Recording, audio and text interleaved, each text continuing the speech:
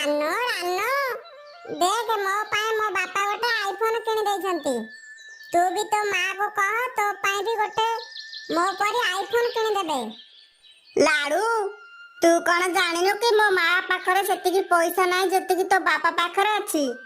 आउ हां तो बापा तो गोटे बड़ बिजनेसमैन किंतु मो मां गोटे परिवा बिकाली परिवा बिक्री करी आम पेट पोषु।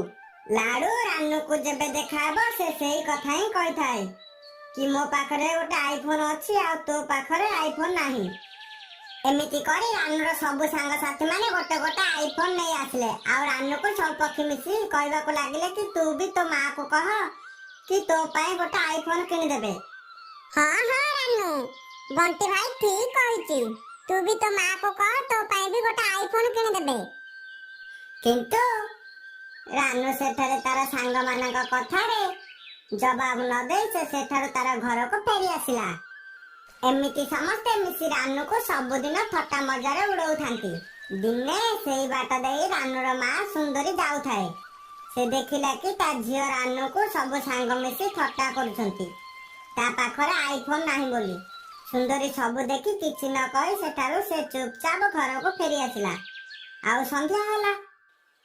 रानू संध्या बारू घर को आसिला। रानू को देखि सुंदरी पचारिला, आलो मां रानू तोर कौन होइची? तू किछि दिन होला ठीक से खाउनु कि ठीक से सोउनु? आलो मां रानू तू कह मां तोर कौन होइची? किंतु रानू तार मां सुंदरी को किछि न कहि से सेठार जाई तार बिछणारे सोई पड़िला। रानू को दुखरे देखि सुंदरीर आखिरु भी लुह आसीगला। आ से कांदी कांदी सोई पड़िला। ता पर दिन सकाळ होला।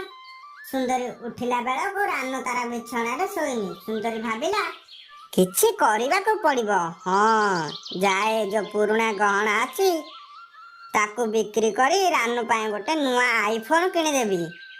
सुंदरी तारा जा पुराना गहना थिला से धरी गहना दुकान को गला। दोकानी भाई मोर ए गहना नै मते किछि पैसा दियंतनी। ना एठारे किछि पैसा नाही, जा तू चली जा। गहना दोकानी पैसा देबा पई रानू को मना कला। से पुनी गहना धरी उड़ी उड़ी जाए कालुका पाख को गला। आ कहिला कालू भाई ए गहना नै मते किछि पैसा दियंतु कालू भाई। कालुका भी सुंदरी को पैसा देबा पई मना कला। कालुका पैसा देबा पई मना करबा सुंदरी से गहना धरी पुनी जंगल आड़ को उड़ी चलिला। केही भी तार गहना नै पैसा देबा पई राजी नथिले। आ से उड़ी उड़ी थकी जाइतिला मध्य। से गोटे गछ मूले आसी बसी पड़िला। आ कहिला मोर गहना किए भी नेबा पई मना करूछंती। मु एबे कोन करिबी? जाउचे गछ मूले टिके सोई पड़िबी। एमिति कहि सुंदरी से गछ मूले सोई थाए। सेई बाट देई अन्य जंगलर दुईटी चोर उल्लू जाउथिले। सेमानकर नजर सुंदरीर गहना ऊपर पड़ीगला। आरे बड़ उल्लू देख सेठारे गहना रखिकी चढ़ई केमिति आराम रे सोईची। चाल तार गहना नहीं पलई जिबा। हां हां चल। एमिति कही उल्लू दुईटी सुंदरीर गहना नहीं सेमाने अन्य जंगल को चली गले। किछि समय परे सुंदरीर निद भांगिला। आ से निदर उठी देखिला बेला को तार गहना आउ नाही। से कांदिबा को लागिला। सेई बाट देई गोटे बुढ़ी चढ़ई जाउथिला। आ से देखिला कि गछ मूଳରେ गोटे चढ़ई बसी कांदुछि। से बुढ़ी चढ़ई सुंदरी पाख को आसी पचारिला, आलो मां तोर कौन होइची? आलो तू काहे की कांदुछु?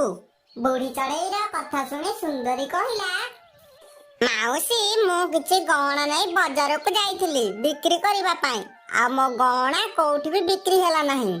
आ मु उड़ी उड़ी थकी जाइथिबारु मु गछ मूଳରେ गहना थोई सोई पड़िथिली। मु निदर उठी देखिला बेला को मोर गहना नाही। आलो मा चढ़ई तू काहे की तोर गहना बिकिमा पई जाइथलो? बुढ़ी चढ़ई पचारिबारु सुंदरी ता झियो पई गोटे नुआ आईफोन किनबो बोली कहिला। सुंदरीर कथा सुनी से सुंदरी को कहिला, तू बिल्कुल चिंता करना, मु तो झियो पई गोटे नुआ आईफोन किनबा पई पैसा देबी। सुंदरी बुढ़ी चढ़ईर कथा सुनी बहुत खुशी होई गला। आ से खुशी रे नाचिबा को लागिला। तुमे सत्य कहउछ माउसी, तुमे मो झियो रानू पई ନୂଆ ଆଇଫୋନ କିଣିବା ପାଇଁ ପଇସା ଦେବ? ହଁ ମୁଁ ସତ କହୁଛି, ତୁ ମୋ ସାଥିରେ ଚାଲ। ସୁନ୍ଦରୀ ଆଉ ବୁଢୀ ଚଢେଇ ମିଶି ଉଡି ଉଡି ବୁଢୀ ଚଢେଇର ଘରକୁ ଗଲେ। ନେ ଏ ପଇସା ତୋ ଝିଅ ପାଇଁ ଗୋଟେ ନୂଆ ଆଇଫୋନ କିଣିବୁ। ସେ ପଇସା ଧରି ପାଖରେ ଥିବା ବଜାରକୁ ଗଲା ଆଉ ରାନୁ ପାଇଁ ଗୋଟେ ନୂଆ ଆଇଫୋନ କିଣିଲା। ନୂଆ ଆଇଫୋନ ନେଇ ଘରକୁ ଆସିଲା। ନେ ମା ରାନୁ, ମୁଁ ତୋ ପାଇଁ ଗୋଟେ ନୂଆ ଆଇଫୋନ କିଣି ଆଣିଛି। ରାନୁ ନୂଆ ଆଇଫୋନ ଦେଖି ବହୁତ ଖୁସି ହୋଇଗଲା ଆଉ ସେ ତାର ସାଙ୍ଗମାନଙ୍କୁ ମଧ୍ୟ ଦେଖାଇଲା। ସେଇଦିନ ଠାରୁ ରାନୁକୁ କିଏ ବି ଥଟ୍ଟା ମଜା କରିଲେ ନାହିଁ। ଏଇ କାହାଣୀରୁ ଆମକୁ ଏହା ଶିଖିବା ପାଇଁ ମିଳିଲା ଯେ ଯେତେବେଳେ ମା ବାପାଙ୍କ ପାଖରେ ପଇସା ନଥିବ ସେମାନଙ୍କୁ ଆମେ କୌଣସି ଜିନିଷ କିଣିବା ପାଇଁ ବାଧ୍ୟ କରିବାନି।